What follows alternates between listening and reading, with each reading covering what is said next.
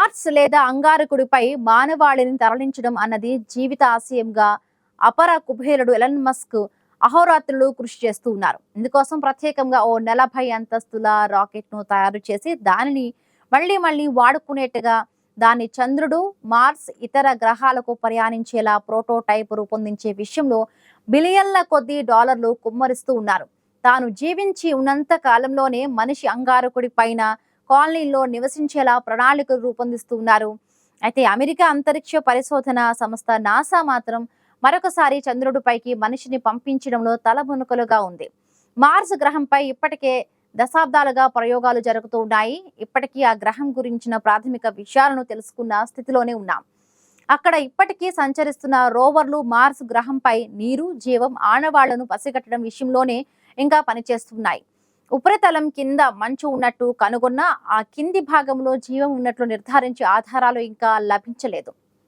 కానీ అంగారక గ్రహంపై సూక్ష్మ జీవుల రూపంలో జీవం ఉండే అవకాశం ఉందని నాసా అధ్యయనాలు సూచిస్తూ ఉన్నాయి. ఉపరితలం కింద ఉన్న మంచు పొరలు సౌర రేడియేషన్ నుండి రక్షణ కల్పిస్తాయని, అక్కడ ద్రవ రూపంలో నీరు ఉంటే అది సూక్ష్మ జీవులకు అనుకూలమైన ఆవాసంగా మారవచ్చని పరిశోధకులు భావిస్తూ ఉన్నారు.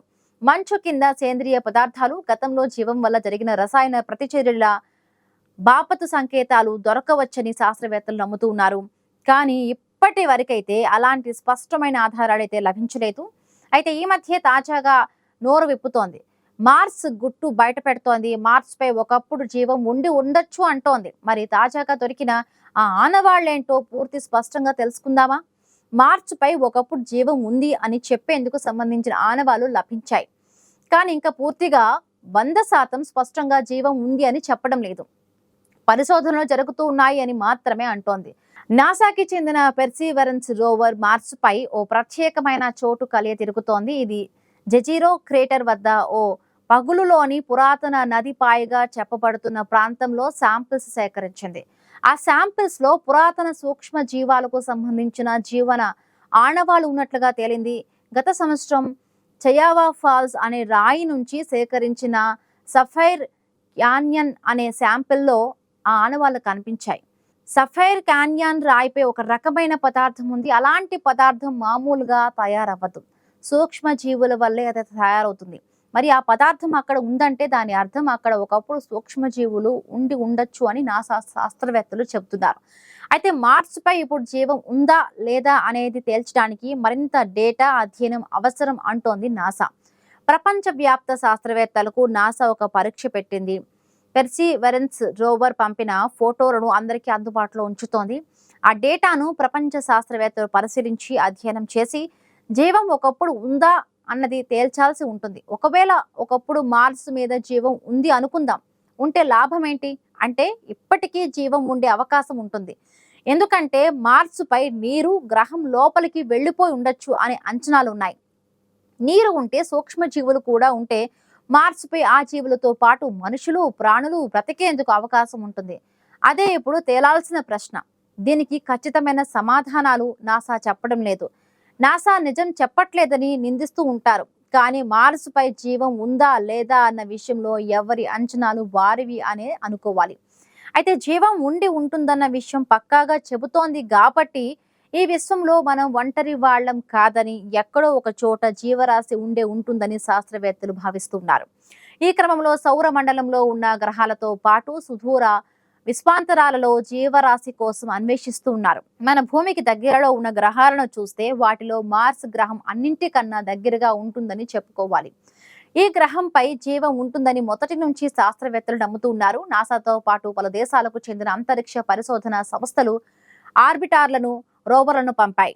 మన దేశం కూడా ఇస్రో ద్వారా మామ్ అనబడే ఆర్బిటార్ను పంపింది. అది ఇప్పటికీ మార్స్ కక్షలో తిరుగుతూ గ్రహాన్ని పరిశీలిస్తోంది. అంగారక గ్రహం ధృవాల వద్ద మంచు నిల్వలు ఉన్నాయి. ఇతర చోట్లలో భూమి కింది పొరలలో అపారమైన మంచు ఉందని తెలుసుకున్నాక అక్కడ మానవ కాలనీలపై ఆశలు చిగురించాయి. గడ్డ కట్టుకుపోయిన మంచు పలకల కింద జీవం ఉండాల్సిందేనని అంటున్నారు. పొడి మంచు కింద కిరణజన్య సంయోగక్రియ వంటి ప్రక్రియ జరుగుతూ ఉండాలని శాస్త్రవేత్తలు భావిస్తూ ఉన్నారు. సూర్యుడి రేడియేషన్ నుంచి తప్పించుకోవడానికి కిరణజన్య సంయోగక్రియ లేదంటే ఇదే విధమైన మనకు తెలియని మరొక కొత్త ప్రక్రియ ద్వారా మంచు పలకల కింద జీవం వృద్ధి చెంది ఉంటుందని శాస్త్రవేత్తలు అంచనా వేస్తున్నారు. దీన్నే రేడియేటివ్ హ్యాబిటబుల్ జోన్స్ అంటారు. కిరణజన్య సంయోగ క్రియకు సరైన మొత్తంలో కాంతి అవసరం. మార్స్ పై ఇదే జీవం ఉందని చెప్పటం లేదని వారంటున్నారు. అక్కడ మరొక రకమైన జీవం ఉండి ఉండవచ్చని చెప్తున్నారు.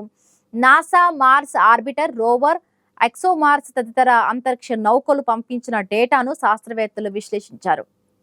అయితే మనుషులు అంగారక గ్రహంపైకి స్వయంగా వెళ్లి మంచు కింది భాగాన్ని పరిశోధిస్తేనే అసలు వాస్తవం తెలియనుందని అంటున్నారు విశ్లేషకులు. ఇన్ని సంవత్సరాలుగా రోవర్లు, ఆర్బిటర్లు మార్స్ గ్రహం చుట్టూ కలియదిరుగుతున్నా ఇప్పటి వరకు ఎక్కడా జీవం ఆనవాళ్లు కనిపించలేదు.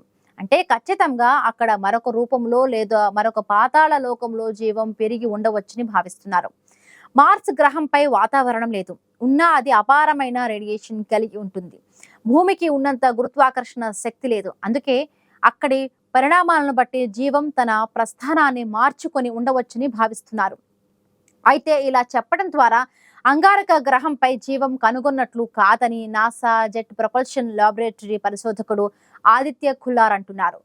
మార్స్ గ్రహంపై దుమ్ముతో కూడిన పొడి మంచు పలకల కింద జీవం ఉండే అవకాశం ఉందని మాత్రం నమ్ముతున్నామన్నారు. ఇది భవిష్యత్తులో అధ్యయనం చేయడం ద్వారా తేలిపోతుందన్నారు. భూమి, మార్స్ నివాసయోగ్యమైన జోన్లోకి వస్తాయన్నారు.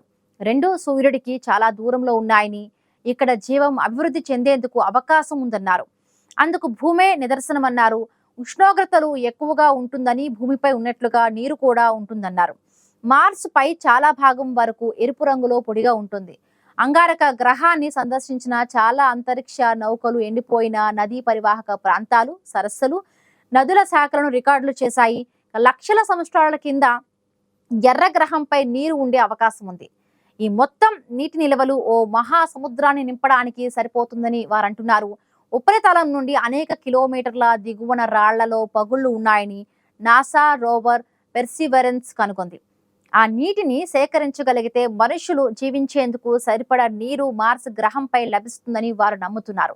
అలాగే ఆ నీటిలో చిన్న చిన్న సూక్ష్మజీవులు కూడా ఉండే అవకాశం ఉంది, లేదా ఇంతకు ముందు ఉండి ఉండవచ్చు అంటున్నారు శాన్ డియాగోలోని కాలిఫోర్నియా విశ్వవిద్యాలయం ప్లానటరీ శాస్త్రవేత్త వాషన్ రైట్.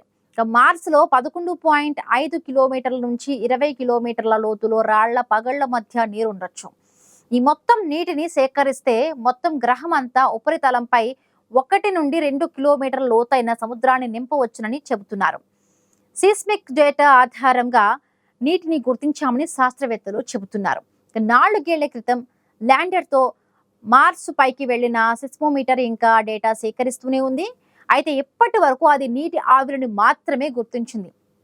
కానీ ఇప్పుడు మొట్టమొదటిసారి నీటిని కూడా గుర్తించగలిగామని చెప్పారు. మార్స్ ధృవాడ దగ్గర 6 నుంచి 12 మైళ్ల లోతున నీటి జలాశయాలు ఉన్నాయి. అంగారక గ్రహం నిండా ఇలాంటి జలాశయాలు ఉండే ఛాన్స్ ఉందని నాసా సైంటిస్టులు చెప్పారు. ప్రస్తుతం అంగారకుడి ఉపరితలం చల్లగా ఉంది, కానీ ఒకప్పుడు ఇదో పెద్ద ఎడారి అని అంటున్నారు నాసా శాస్త్రవేత్తలు.